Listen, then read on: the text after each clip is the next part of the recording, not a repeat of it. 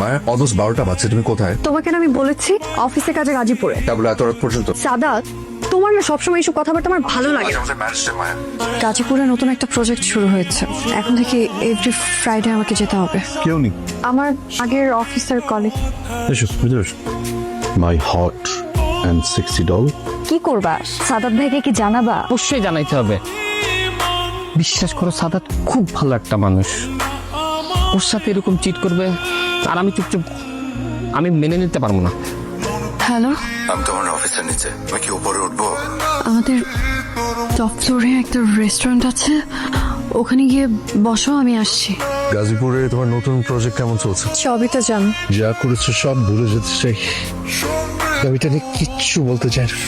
Back করা possible. এই মুহূর্তে আমার প্রিয় মায়া পাখিটা মারা গেল। ডিসিশন নিলাম এখন থেকে ওকে আর কিচ্ছু বলবো না, শুধু অপেক্ষা করব ও ফিরে আসার অপেক্ষায়। কনগ্রেচুলেশনস মায়া, আপনি এখন থেকে ডিপার্টমেন্টের হেড। সুমাইয়া তুমি? Hello, oh just a minute.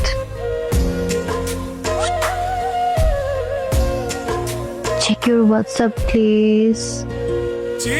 আমার pictures very very close pictures.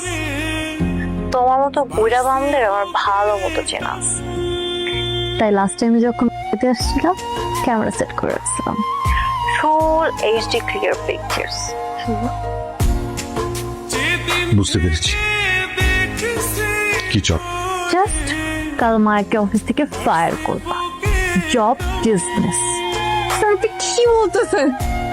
আমি আমার রিলেশন, আমার সংসার, আমার ইথিক্স সব কিছু ডিস্ট্রয় করে ফেলছি, আর আপনি আমাকে এখন ফায়ার করতেছেন? আমরা সুমাইয়াকে রাখছি।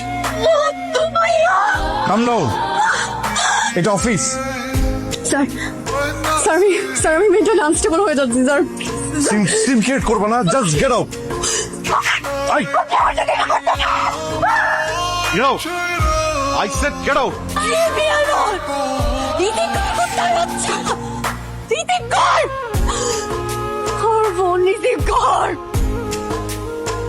কিছুক্ষণ পর মায়া উন্মাদের মতো হন্তদন্ত হয়ে কিচেনে যায়, এরপর কফি নিয়ে আবার রুমে ফিরে যায়।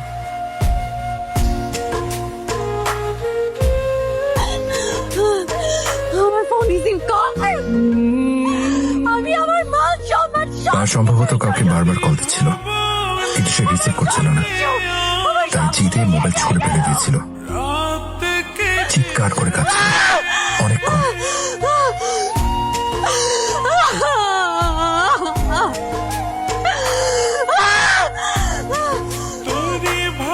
টেনশনের সবসময় মায়া বেশি বেশি কফি খায়, সাথে গ্রিন আপেল, তাই আবার কিচেনে গিয়েছিল।